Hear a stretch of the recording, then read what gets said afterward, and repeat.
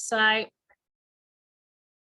And so just like always, you're welcome to ask questions as we go. We'll also hold a few minutes at the end. And so, Tiffany, I'm going to turn it over to you and let you introduce yourself in whatever way you feel comfortable doing, and then we'll get started. Okay, good morning, everyone. Good morning. Oh, my Google's talking. Sorry about that. Like Denise said, I am Tiffany Williams. I work at Western Youth Network. I'm on the community health team, and I get to coordinate the Watauga Substance Action and Prevention Coalition. And so before I get into the details of like what and who we are as a coalition, I do want to highlight the link that substance misuse has to childhood trauma. And I realize that I am mostly preaching to the choir here. But even I can get too into the weeds of like grant requirements and initiatives, and it's motivating for me to kind of zoom out and remind myself why I do what I do.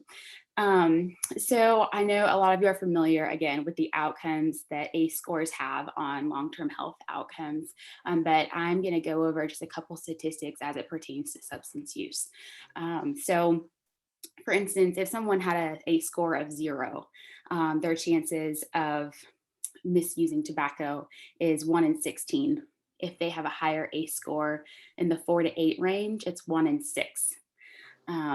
If they have an ACE score of 0, their chances of misusing alcohol are 1 in 69. And in the higher range ACE score, it's 1 in 6. And lastly, their chances, people's chances of using IV drugs, if you have a score of 0, is 1 in 480. And if you have an ACE score between, again, that higher range, it's 1 in 30.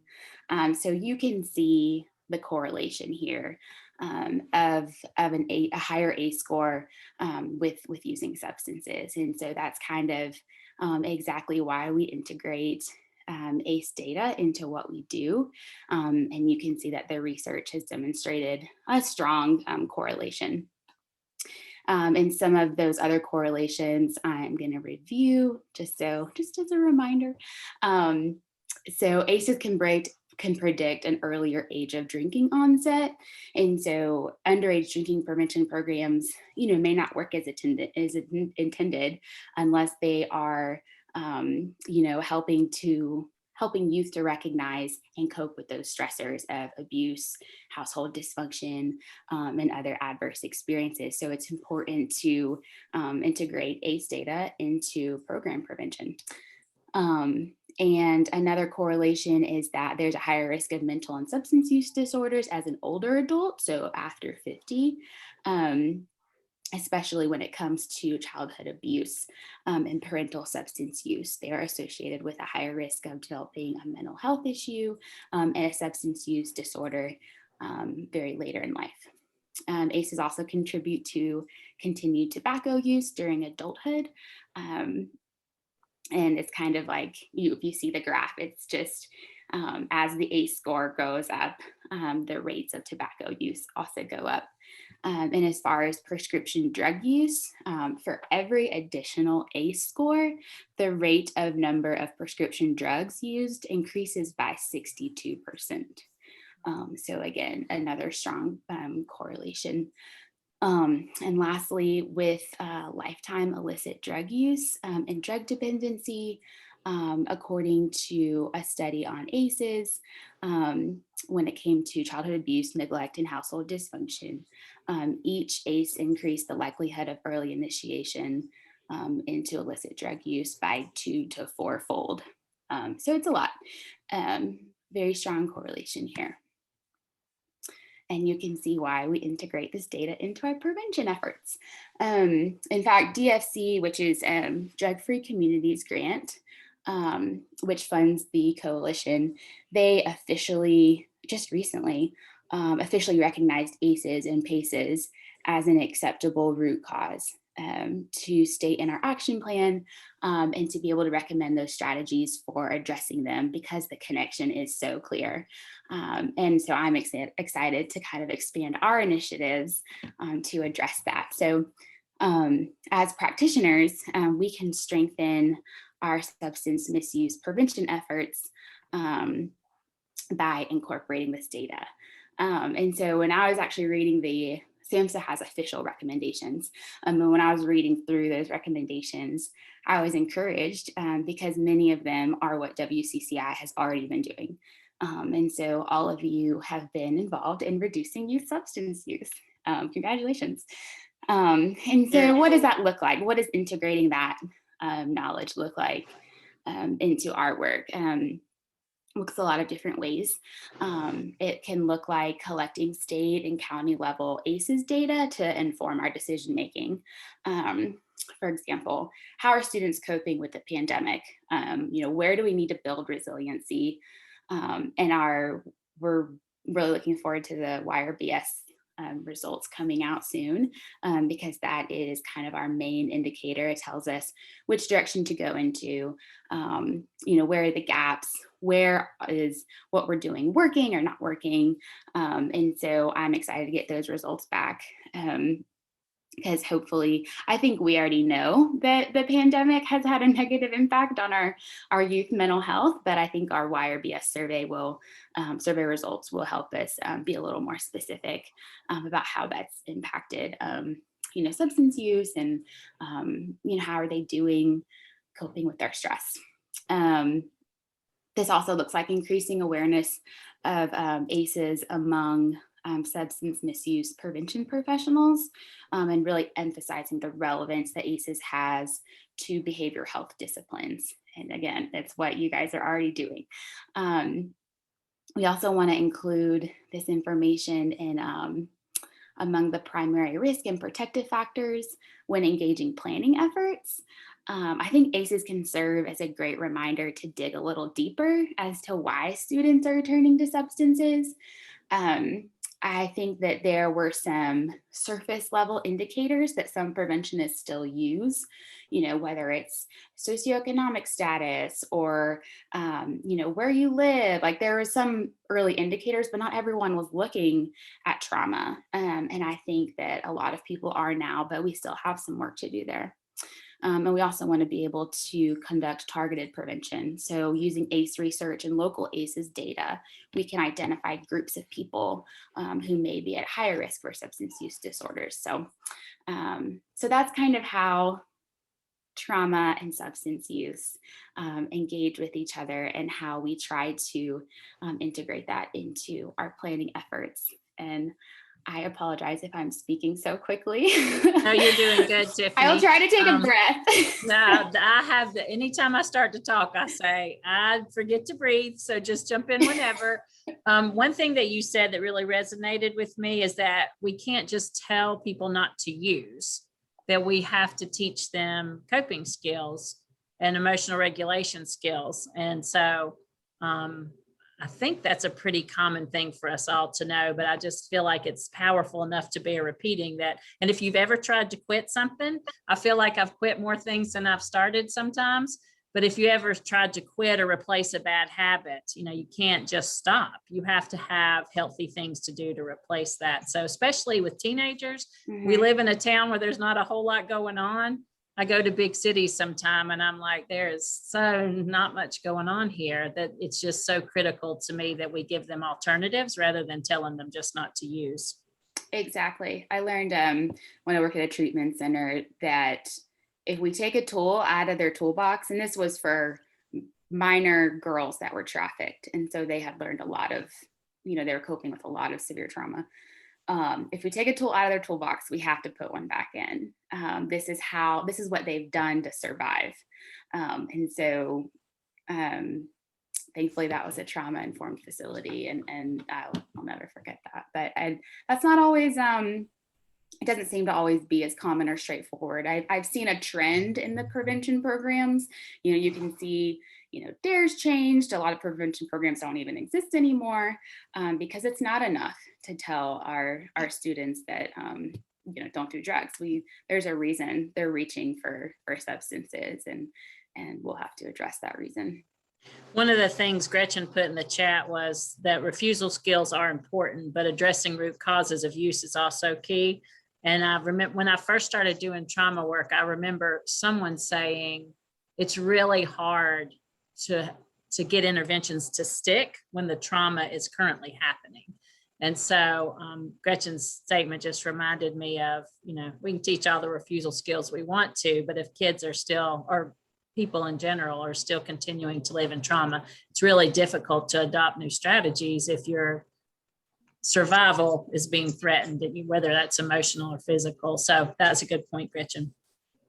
Yeah, and especially if what they're doing is working for them, if they are getting high and it is numbing their pain, we have to replace that with something sustainable, and that's not going to cause health risks. But it's a challenge.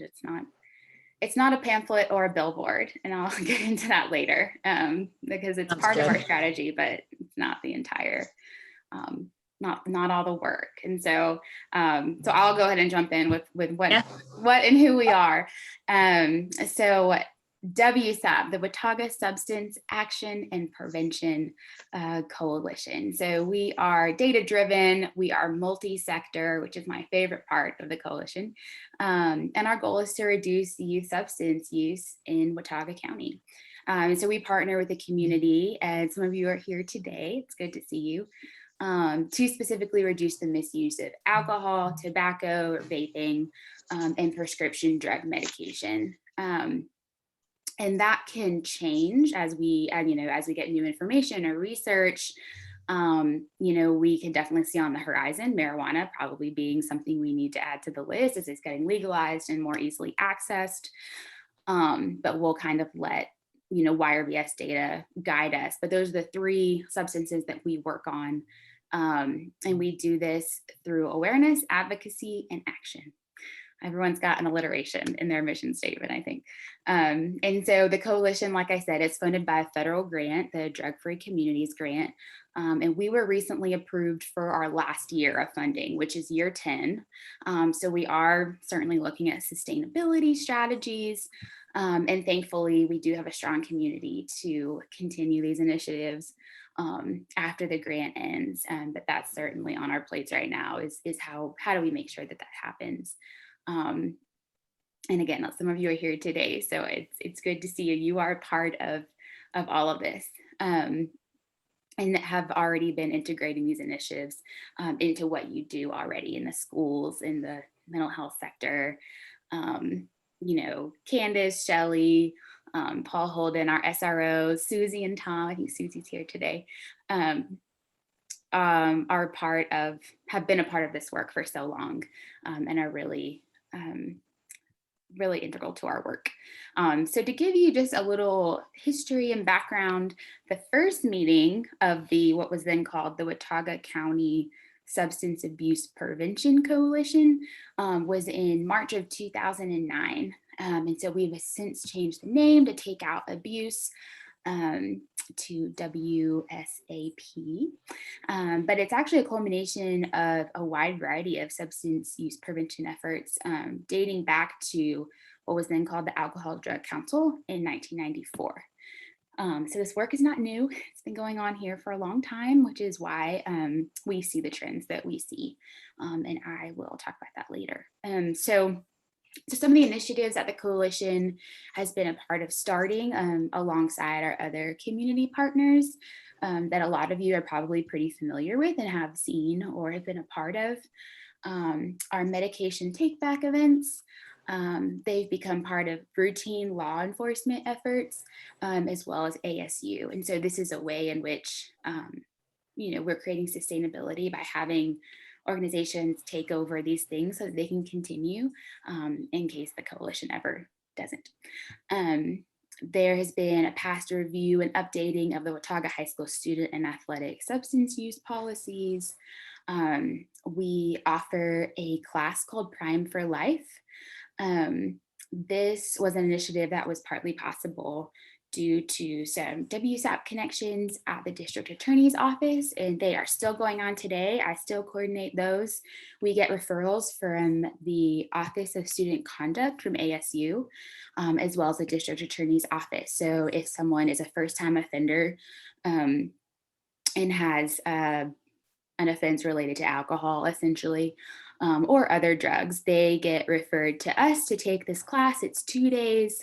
It is evidence-based. I've never taken the class myself, but I've heard great things, and we do collect data on that as far as pre-test and post-test, and we've seen some good outcomes as far as, how likely is it to inform the decisions they make in the future. So that has been a great thing that we can offer our community.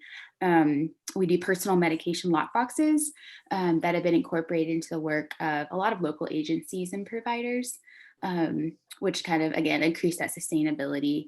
And it gives the ability to work with clients. Like we give some to HCCH and Daymark so they can give them to their clients, and it therefore changes the home environment because it decreases that access that youth have to prescription medications. WSAP has collaborated with Project Lazarus to install permanent medication disposal locations that can be found throughout Watauga County, including Boone Drug Pharmacy. So you might see those around town. We've done prescriber training throughout the height of the opioid epidemic. We had, I don't know how many of you are familiar with Dr. Teeter, that would do trainings to physicians and pharmacists about prescribing non-opioid alternatives. And we hope to find, he's since moved, so we're hoping to find someone else to do those trainings, but those were really great to have.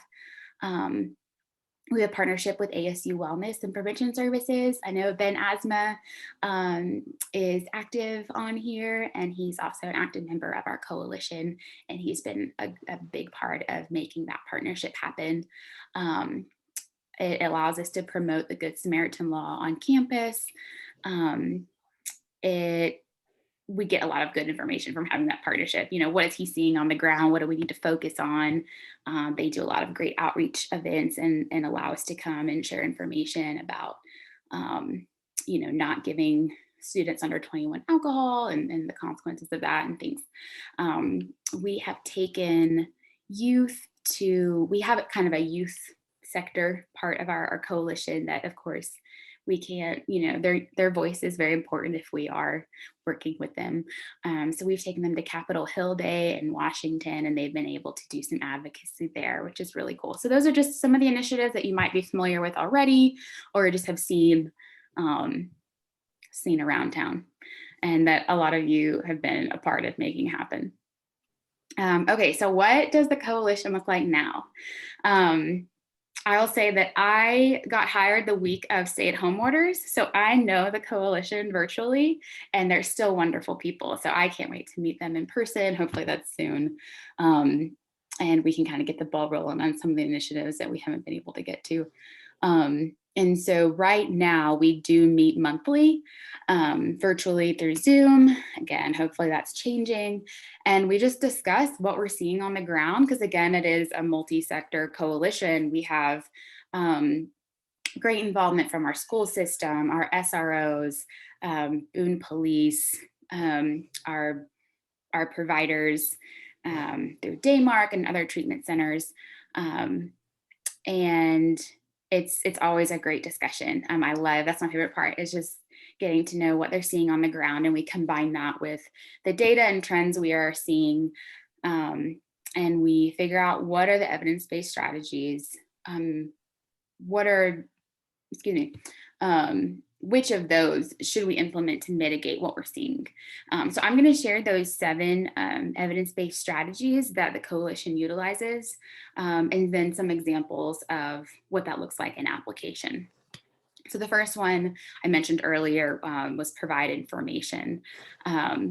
For example, like we saw a spike in alcohol consumption and sales when stay-at-home orders went in place last year. And so we also saw stress levels increase in our youth with, schools closing, not having access to these activities that provided connection and those protective factors. So we launched a media campaign around safe storage of alcohol in the home, the importance of talking to youth about healthy coping strategies. This is kind of where we go past the don't do drugs. Like we try to give them tools in their toolbox and to give parents tools to have these hard conversations too. Every parent wants to believe that their kid won't have to deal with that, or they'll know what to do. They're good kids. And evidence says that early and often, we need to have these conversations early and often to actually reduce them turning to substances to cope. And so we did billboards, radio announcements, as well as an advertisement or PSA in the Watauga Democrat, which is actually aimed towards parents and caregivers. It was an alcohol self-check quiz to figure out if your consumption had gone up with the pandemic. And then we offered some resources in case they wanted to address that. And so that's a way we want to address not just the youth in front of us, but the whole family. Because we know that youth access in the home is, the data says that's where our youth in Watauga are getting it. And it's not retail access anymore. And so I like that the coalition does realize that it's the whole family system that will influence substance use. So our second evidence-based strategy is enhancing skills, and this just looks like providing trainings and webinars. During COVID, it looks like webinars, but this is like, so Prime for Life would be an example of how we enhance skills for the community. Or this can also look like providing training and webinars to build capacity around prevention strategies amongst our members. And so some coalition meetings, they can look like us doing a training. So building capacity. The third strategy is providing support. And this just looks like offering activities in the community for youth to do, which will decrease the chances they'll try drugs and alcohol. I think all of us have heard, in my town, there wasn't anything to do but smoke or drink. And, that might always be the case, especially when we live near rural areas, but the more activities and alternatives that we can provide for youth to do, it's going to decrease at least the chances that maybe they do something else. So this was impossible during COVID, but we did have a youth advocate.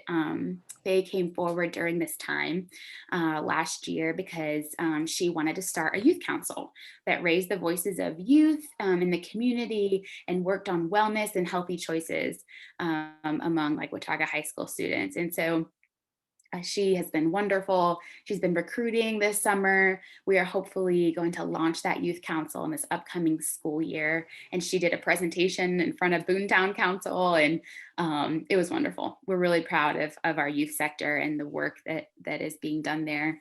So Tiffany, what's the name of the person who does that work? Ella Carroll is the student. She's a student. Okay. Mm-hmm. So she'll be a rising senior, and she's the one that came to us and said she wanted to do a youth council. So we're excited to work with her on that. We are still looking for a faculty advisor if anybody is interested. So another strategy we use is enhancing access or reducing barriers. And this is kind of our way we can work on or address the social determinants of health, figure out what larger systems are maybe getting in the way of students making the right choice. Or and it can also look like, we were just meeting with App Health a couple days ago. Sometimes it looks like doing an assessment and recognizing something, maybe it's transportation, and saying, we need to bring these results to the people who can do something about this, so WSAP might not work on transportation, but we might be the people that facilitates that assessment and says, this is affecting how people access healthcare, or, how social determinants of health work. So that can look, different ways. The fifth strategy is changing consequences. And again, this can look a lot of different ways. Sometimes it involves law enforcement, sometimes it doesn't. You're kind of creating incentives or disincentives in the community for specific behaviors that kind of reduce the risk. Or enhance protection. It can go both ways. And so an example of this, something we do, is increasing public recognition for retailers and restaurants who check IDs properly. And so we do alcohol purchase surveys. So we're the people who send in the young people to restaurants and retailers and see if the clerk will check their ID properly to see if they pass fail their alcohol purchase survey. And if they do not properly check, we send them a letter and we say, we found during our survey your clerk didn't check IDs properly. Here's some information and a training you can attend so that you pass your compliance check in the future. So we aren't the official law enforcement compliance check. We're kind of the soft warning that goes out into the community and just raises some awareness to maybe the managers or owners that their staff might need some training. And then, of course, we connect this with why it's important to check IDs and how retailers and restaurants are on the forefront of preventing underage drinking in a lot of ways. And these have been going on for several years. And I think it's the reason, or part of the reason, that youth aren't really accessing alcohol by retailers. We saw that trend go down. And so these have been pretty effective. And we send these results to law enforcement. We do let them know who passed and who failed. Now they can't issue any citation based off that information, but it could help target their efforts. And we let the restaurants and retailers know that it's not like a surprise. But as far as changing consequences, what we do with this information is we send out a press release. We make a list of saying, here are all the businesses who are, checking IDs properly. Way to go. Thank you for preventing underage drinking. And we list those businesses. And so that's a way just to create some good incentive for businesses to make good decisions. And every business loves publicity, especially when it's free. So that's one way we like to change consequences. Another way that changing consequences can look in the community is changing a tax or a fine or citation, but we kind of err on the side of the positive. And the sixth prevention strategy we use is changing the actual physical design or the environment. And so one way we do this is we hand out lock boxes in various sizes based on what clients need. And they can be this big. We also do lock bags.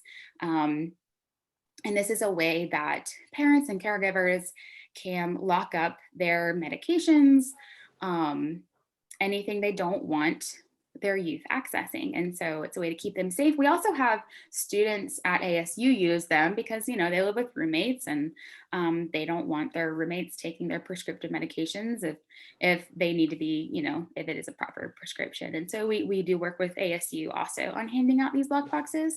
And so that's a way we change the physical design or structure to reduce risk.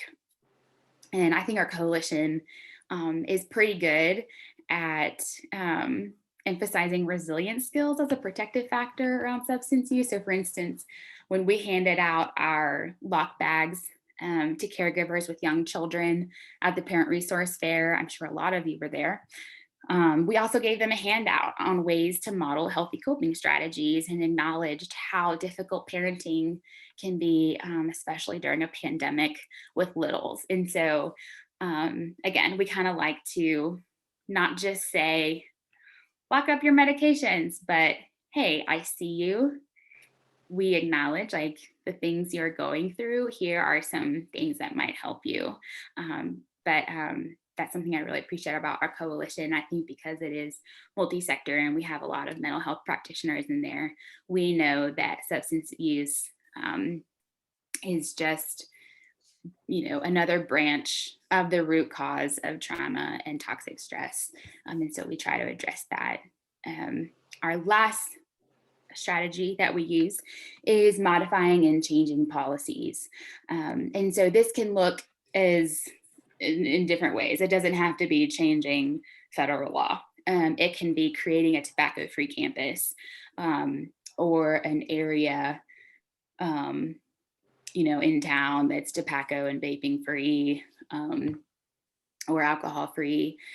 So if you put up a sign that says this is a tobacco free zone, that would be changing the environment with the sign. So the strategy I just talked about, and then actually changing the policy to make that area tobacco free. And so that's one way that policies can change. But we also work with the Alcohol Policy Alliance and Voices for Non-Opioid Choices. I got to meet with Senator Burr's office and staff just a month ago to talk about why it was important to offer non-opioid choices and to advocate for some of the initiatives that are in the No Pain Act. And we do definitely emphasize the importance of advocacy and informing. Like, we are not lobbyists, but we do think it's important to let our representatives know the impact of some of the legislation that they're dealing with, and to let them know, hey, this bill's coming up. This is either going to help or hurt our prevention efforts. But we definitely want to make sure we're educating and not lobbying, but which can be a hard line to walk, but policies, when we look at the pyramid of change, policy is kind of the big one that impacts a lot of people and has some of the most important and large impact on substance use reduction. So those are the 7 evidence-based strategies. Who can rattle them off? I'm just kidding. I told them down one by one, and then Gretchen did a beautiful link that's probably much more organized and lovely than what I did. So you're welcome. Thank you. Yeah, you're welcome to copy and paste any of that for yourself. And then Gretchen also put in there meetings, that WSAP meetings are the 4th Tuesday of each month, 10 to 11:30. Like Tiffany said, right now they're Zoom. So if you wanted to get a Zoom link from her, I'm sure she'd be happy for you to email her. Maybe before you go, you can put your email in the chat for us. And then at some point, hopefully we're all hoping to go back to in-person meetings, like you said. So if any of that's helpful information for you, that is in the chat as well. Yeah, thank you, Gretchen. I forgot the actual logistics of when we meet. And anyone here is always welcome. It doesn't even need to be a heads up. But feel free to email me if you don't already get our emails and have the link. I'll put it in the chat.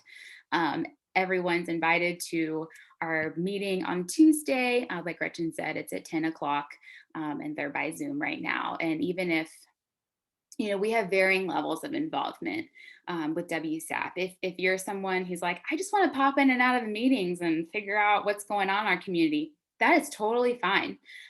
We love to have anyone join. And then of course there's people who are willing to take more of a leadership role, so the spectrum is wide, whatever you're willing to do.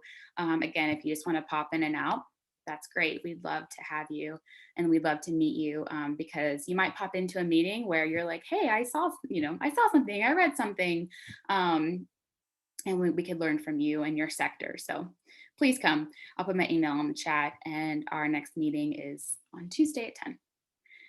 Okay. Tiffany, I didn't tell you I was going to talk about this. We're supposed to move into wellness, but for some people who are on the call who I think that sometimes there's this fantasy about Watauga County that we're ski slopes and second homes and universities, that we don't have a lot of crime or drug use here. And so having had one of my children is 22, went through the high school, the other one is still there. And from having relationships with my own kids and their friends, and from the student surveys that get, the youth behavior risk surveys that get done every couple of years, I think some people are surprised to know how prevalent drug use is in Watauga County. And I know I hear sometimes that our trends are downward, but just to say, it definitely is real and present here. And the more people we have with this as a focus, the more likely we are to make a bigger impact. So just such important work for us to be doing to keep our youth safe and healthy. Yeah, absolutely. And, having a university in our town is a big factor. It does create some access to our high school students sometimes. And so, as we can have rose-colored glasses when we look at Boone and Watauga, but there's our youth are getting access to these substances. And Well, I didn't know what you told us earlier about, it's not really anymore about retail access, that they get it at home. And I see the billboards that say, so-and-so's getting their alcohol from their parents' liquor cabinets and their prescription pills from their grandmother's medicine cabinet and things like that. And I know that when our son was younger, it was very interesting to me that the range of parental attitudes from, it's my house, we can do whatever we want to here, and nobody's going to question what we do or how we do it, to, being concerned about access and usage, no matter where that comes from, and everything in between. So that was an interesting thing to hear, that it's more about home access now than retail access. Mm-hmm. Yeah, absolutely. And then Gretchen said, just like WCCI, work must be community driven, and everyone's voice and efforts are so important. And it is, we have several really critical collaboratives that go on in this community. It really is amazing how just a very few people can change the energy and the productivity, either for the better or the worse. And it just really, people's passion and energy and heart, work effort, work ethic, those all make a really big difference. So if anybody's listening to this and this is a passion of theirs, I know you'd like to have them on board. Yeah, absolutely. Or if you just want to learn more, that I've learned a lot. So that's been great. So just kind of to summarize, we essentially promote wellness by educating youth and caregivers about the risks of substance use.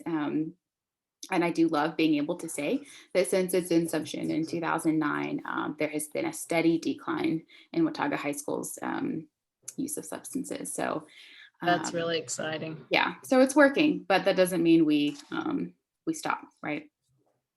Because I think, again, now that DFC has officially recognized that addressing ACEs is something we can integrate into our action plans to prevent early onset of drug use. I'm really looking forward to broadening some of our initiatives to promote resiliency skills. So again, we're not just out there to take away kids' tools, even if they're unhealthy. We're there to educate, reduce, and also replace with healthy tools. So I'm excited about that. Yeah, so what was your question, Denise? Sorry. Wellness. So how do you promote wellness in others, and how do you promote wellness in yourself? I know I thought about this answer, but now it does seem like and a lot of what we just said, the 7 strategies, it occurs to me, are all really good ideas for promoting wellness in others, giving support and changing the environment and teaching skills and enhancing skills. So I know that kind of goes along with this question as well. How do we promote wellness in others? But to me, everything y'all do is promoting, restricting access, educating the community. Those are all ways that we help promote resilience and strengthen wellness, especially in youth. Changing the world that they live in different ways, I think helps increase their wellness too. Yeah, absolutely. The 7 strategies are certainly supposed to promote wellness by reducing substance use. But again, I'm excited to add a little more strategies that encompass the whole child and the whole family.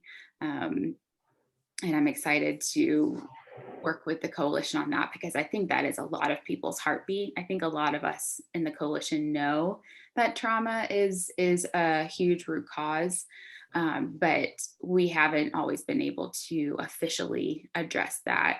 And which is why I think it's so important that WSAP and WCCI work together, because we don't want to duplicate efforts, but essentially anyone that's addressing the root cause of trauma and toxic stress is addressing substance use. So again, be proud of yourself. You're doing the work, and you might not even know it.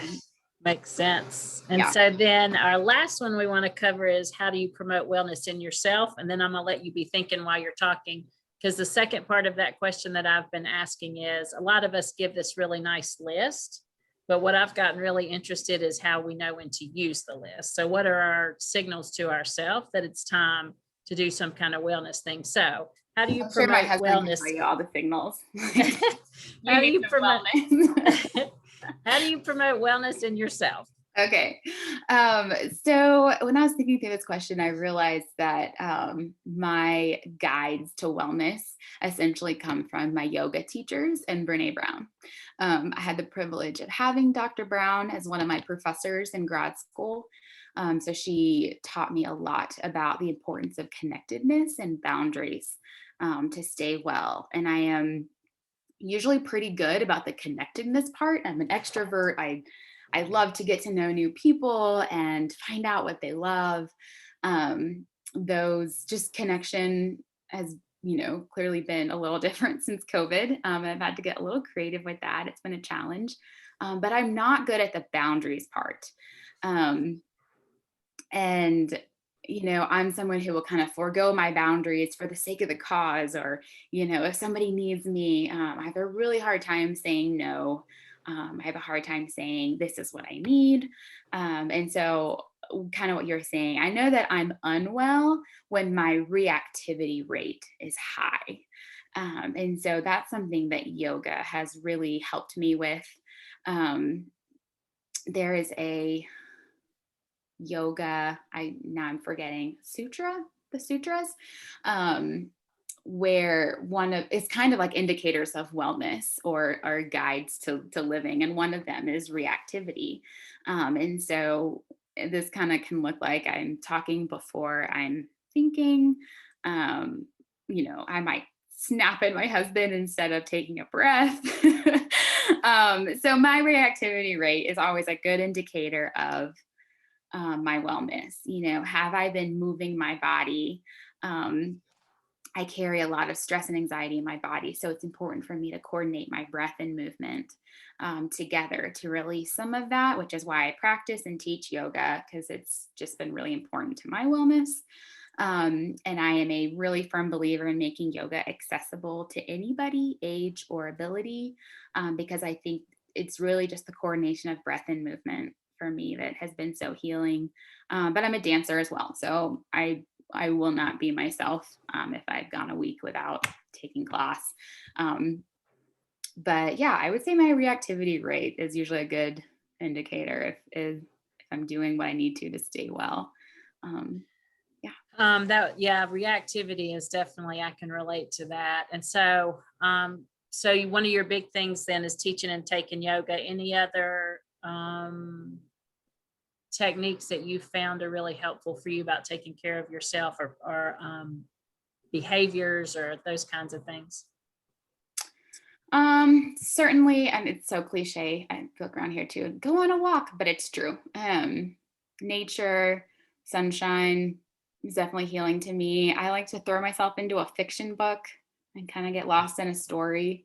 That was really, really good for me during COVID. I think that was really essential to my mental health when we were cooped up and pregnant. Yeah, I bet so. And so if anybody has a comment or a question for Tiffany, you're welcome to type that in the chat. Going back to something that you said earlier, you mentioned a couple things that were related to positive supports, like positive interactions, soft warnings, helpful supports, which made me think of a lot of substance use and abuse is connected to guilt and shame.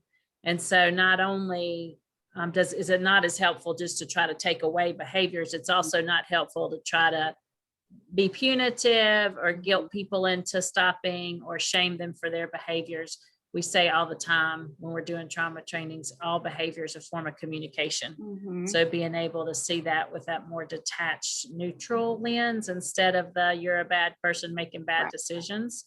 So I really like the framing around positive supports and more of a restorative kind of approach Mhm. rather than that punitive kind of thing. Absolutely. Yeah. If Brene Brown's research has told us anything about what shame does to us and the body, we know that that's not going to get us anywhere, especially in prevention. So,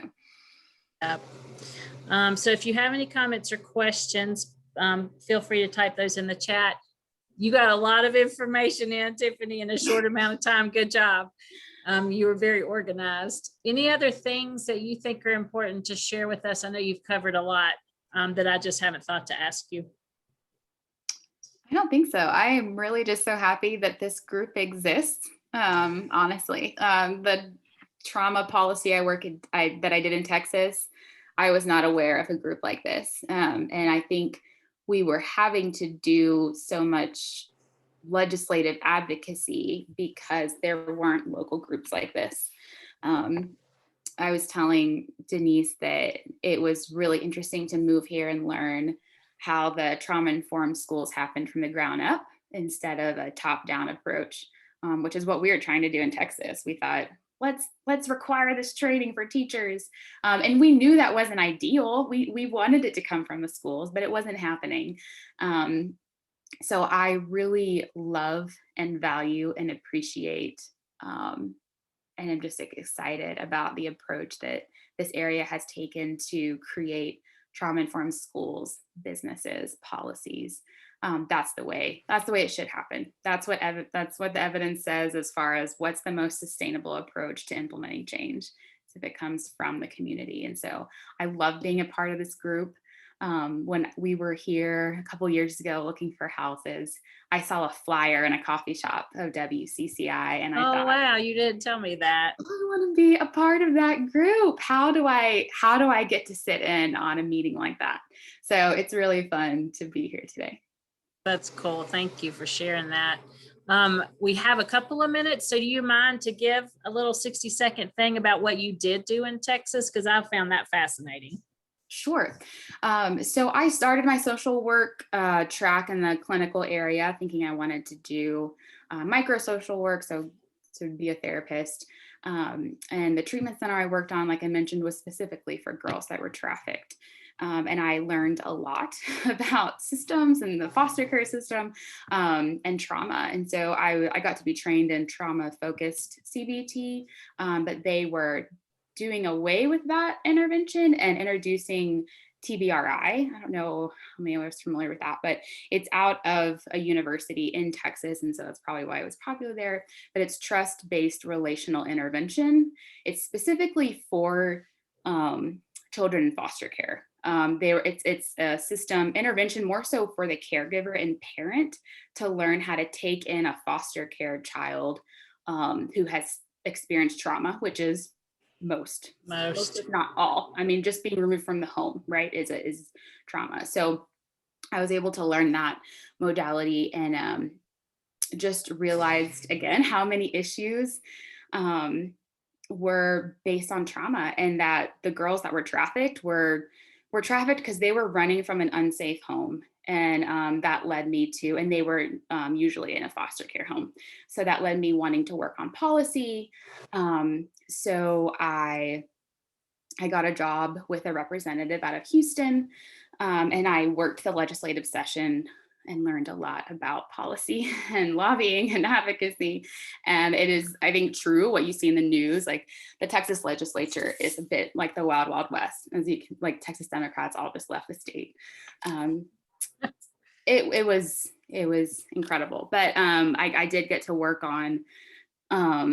It was perfect timing because the governor had declared the foster care system an emergency item, which when they declare an emergency item, that means it'll get funding and attention. And human services rarely gets funding and attention in especially the Texas state legislature. So it was perfect timing that I got to work that session. And so we got to work on trauma-informed policies for as it ranged to state agencies. So making sure all our DFC workers were trained in a certain level, had a certain number of hours of trauma training. We worked on this for schools. It got somewhere. It's always hard to implement or add trainings to teachers because teachers are dealing with so much. They already have so many required trainings. And And so we did local agencies, we worked on some schools, and then the second legislative session, I got to work on mainly disability policy and special education law, and kind of the intersection of mental health and students with disabilities, and ensuring that the way that we discipline our students with disabilities is done in a trauma-informed way. And so I got to write 2 bills. Both of them passed out of committee, but they did not pass the House and Senate. And so, yeah, I love policy. I love reading bills. That was a fun world to be in. While it was stressful, it was It's fun. so interesting to me the way brains and personalities work, because I have less than zero interest in policy, but like you, Kelly Reed Ashcraft, there's enough of y'all out there that keep us moving forward, because if it was dependent on me, we would never have a new policy. So I'm glad there's people who not only are good at it, but enjoy doing it. So thank you for your work, even though it's in another state. Maybe someday you can bring some of that skill to us here. I hear you said one of your 7 strategies was changing policies locally. So we're still getting the benefit of that. Yeah, I just thought that was so interesting the way, that was several radically different settings to work in, and a lot of good experience. So well, we really appreciate you being with us. Everybody listening, if you have something that you'd like to say to Tiffany about her presentation today or the work that she does and WSAP does, Gretchen put her email and phone number in the chat if you'd like to talk to her more or get on the list to go to WSAP. And Tiffany, I appreciate your time so much. Yeah, I learned a lot the first time we in the talked. chat right now. Okay, perfect. Thank you. And so I learned a lot the first time we talked, and I learned even more the second time. So I appreciate you taking some time to be with us. And we'll let everybody take a minute to put any comments in the chat, and then we'll wrap up and plan on seeing y'all next week. I can't remember who's going to be here, but we'll be here. I'm happy to see we had dwindled down to 11 or 10, 11, 12 some days. So we were back up to 19, 20 today. So Tiffany put her email in the chat again for us. Thank you and for posting that stuff. Yeah. So if you would like to get back in touch with her, I know you're welcome to do that. And if I can do anything for you, Tiffany, good luck with the work that y'all are doing. Thanks again for being with us. Thank you guys for listening. All right. Have a good rest of the week. You too.